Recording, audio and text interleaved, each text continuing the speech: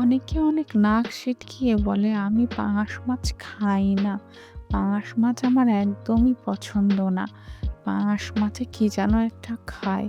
আরে খায় তো সব মাছে। দোষ কেন হয় পাঙাশ মাছের? পাঙাশ মাছের কি এমন দোষ? সব মাছই যখন খাইতে পারো পাঙাশ মাছ খাইতে কি সমস্যা?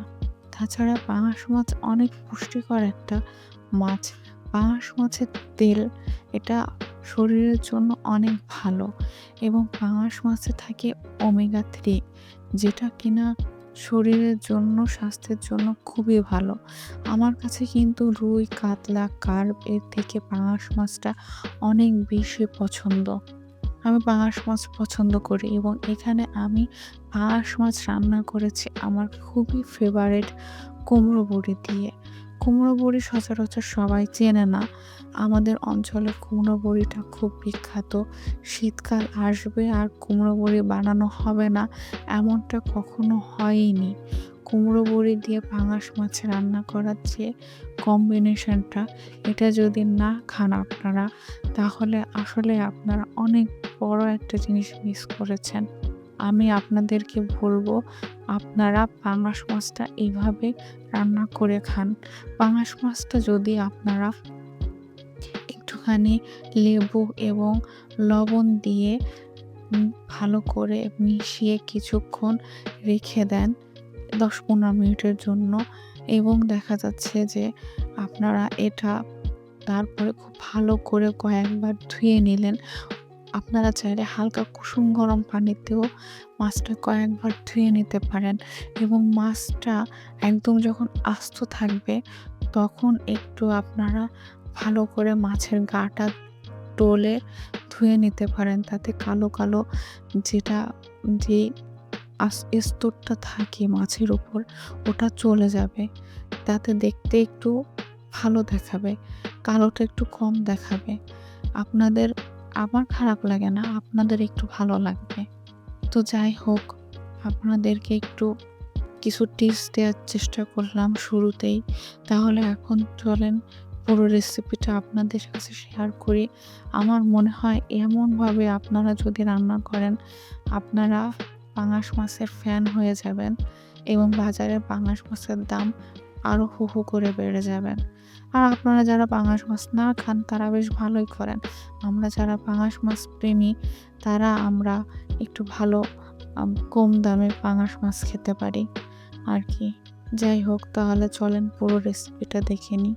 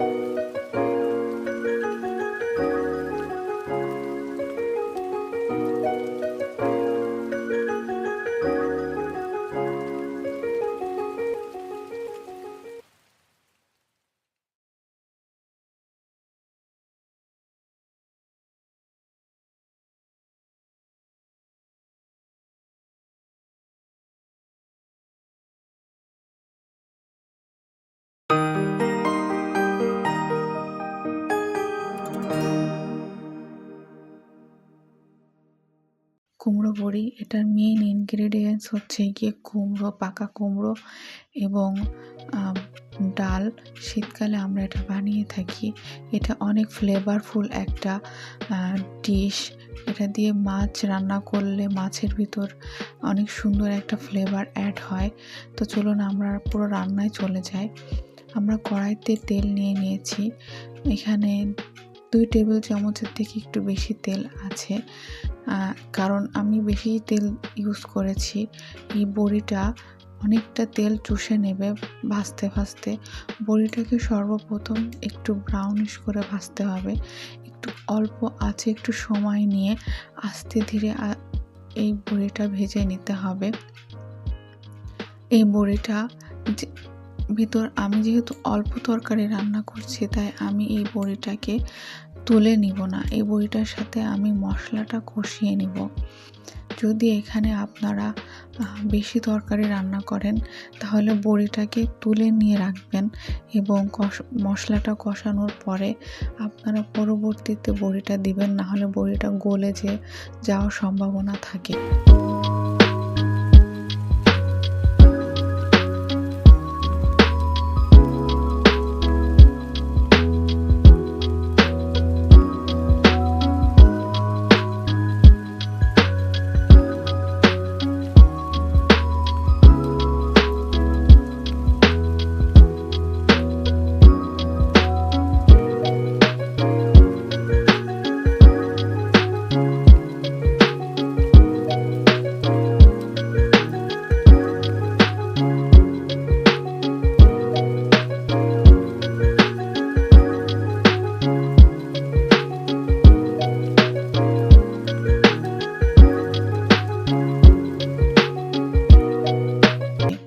আমি এখানে দিয়ে দিচ্ছি আধা কাপের মতন পেঁয়াজ বাটা।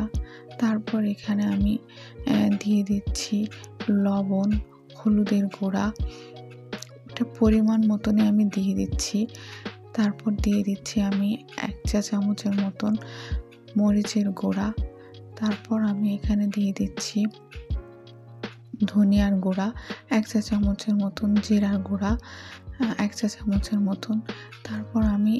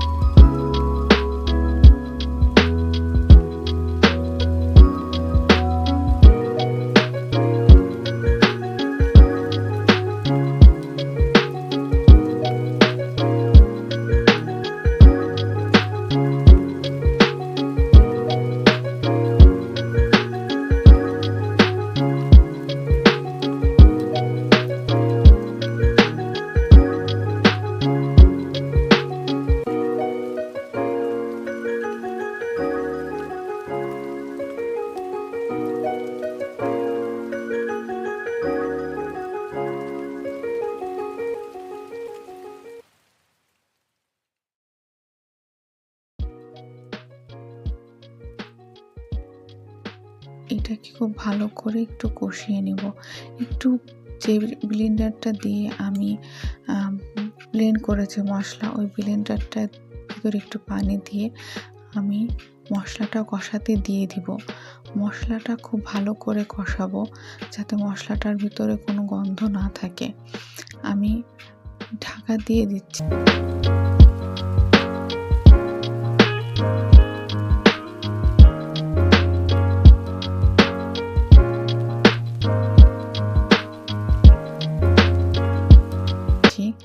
কিছুক্ষণ পরে যখন তেলটা একদম ওঠা ওঠা ভাব হবে তখন আমি ঢাকনাটা উঠিয়ে খুব ভালো করে মশলাটাকে আবার নাড়িয়ে চাড়িয়ে আর কিছুক্ষণ জাল করে নিব এবং কিছুক্ষণ জাল করার পরে আমি মাছগুলো বসিয়ে দিব।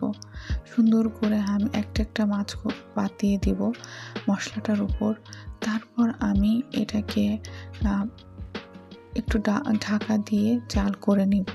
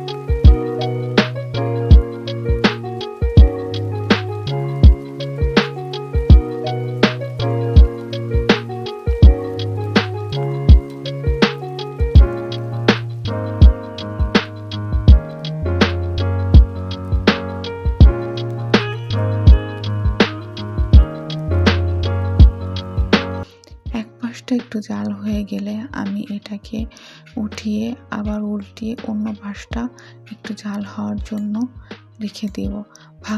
ঢাকা দিয়ে আমি আবার 2-3 মিনিটের জন্য আমি এটা জাল করে নিব। দেখুন তেলটা আবার ভালো মতন উঠে গিয়েছে।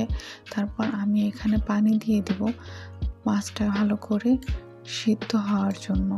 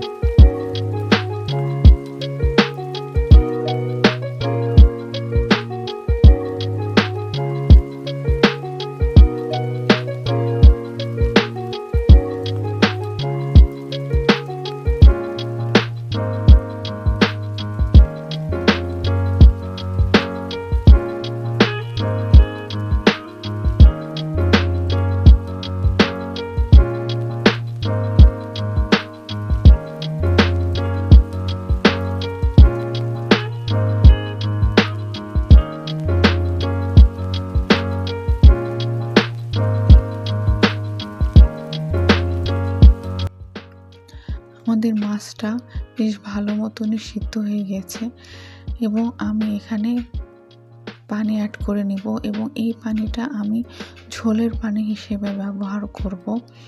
পানিটা যখন বেশ ভালো করে একটু বলক চলে আসবে তখন আমি এটাতে বেগুন দিয়ে দিব। আমি কিন্তু কাঁচা পানিতে বেগুনটা দিব না। আপনারা একটু একটা খেয়াল রাখবেন, কাঁচা পানিতে বেগুন দিলে, কাঁচা পানি বলতে আমি বোঝাচ্ছি যে তরকারিতে একেবারে আপনি পানি দেওয়ার সাথে সাথে বেগুনটা দিবেন না। পানিটা একটু যখন গরম হয়ে উঠবে, বলক চলে আসবে, তখন আপনারা বেগুন দেওয়ার চেষ্টা করবেন। বেগুন দিয়ে আমি এটাকে ঢেকে দেব।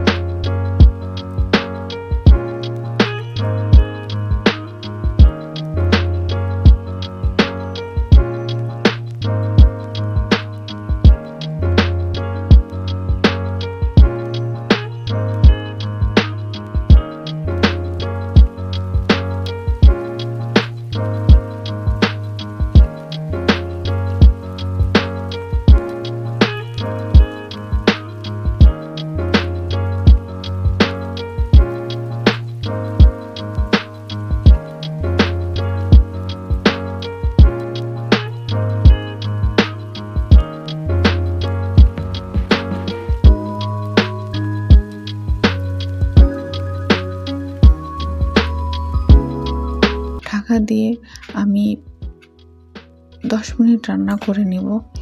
10 মিনিট রান্না করার পর বেগুনটা খুব ভালোভাবে সিদ্ধ হয়ে যাবে। এর ভিতর আমাদের বড়িটাও খুব ভালো করে সিদ্ধ হয়ে গিয়েছে। আমি নামানোর আগে একটু ভাজা জিরার গুঁড়া দিয়ে দিব। দিয়ে একটু ঢাকা দিয়ে আমি তারপর সার্ভিংয়ে চলে যাব। আমি প্লেটে সাদা ভাত নিয়ে নিচ্ছি।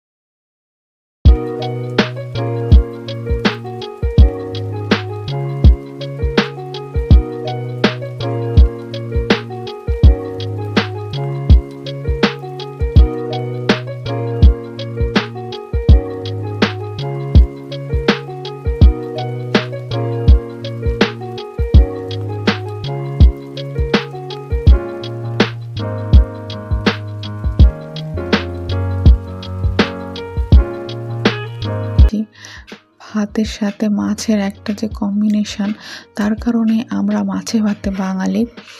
এখন আমি আমার নিজের পাতে গোটা কয়েক কুমড়ো বড়ি উঠিয়ে নেব। কুমড়ো বড়ির সাথে কোনো কম্প্রোমাইজ নাই। তারপর বেশ বড় দেখিয়ে পেটিটা আমি মাছের একটা পেটি আমি নিজের প্লেটে উঠিয়ে নেব। দেখেন গ্রেভিটা কত সুন্দর একদম ঠিক হয়েছে, অনেক বেশি ইয়ামি, অনেক বেশি ঘন হয়েছে এবং তরকারিটা খেতেও অনেক বেশি টেস্টি হয়েছে। বড়িটা একদম চাপ দিলে গলে যাচ্ছে এবং বড়ির ভিতরে পুরো ঝোল যে ভিতরটা একদম জুসি হয়েছে। বড়িটা কিন্তু গলে যায়নি, গলে একদম যে তরকারির সাথে মিশে গেছে তা কিন্তু না। বড়িটার ভিতরে ঠিকই ঝোলটা ঢুকেছে, কিন্তু বড়িটা বাইরে থেকে পুরো আস্ত রয়েছে, যেটাকে বলে ভিতর থেকে জুসি এবং বাইরে থেকে ইয়ামি। তো আপনারা এইভাবে বাসায় অবশ্যই ট্রাই করবেন এবং খেয়ে দেখবেন, আপনাদের ভালো লাগবে, আমি গ্যারান্টি দিচ্ছি।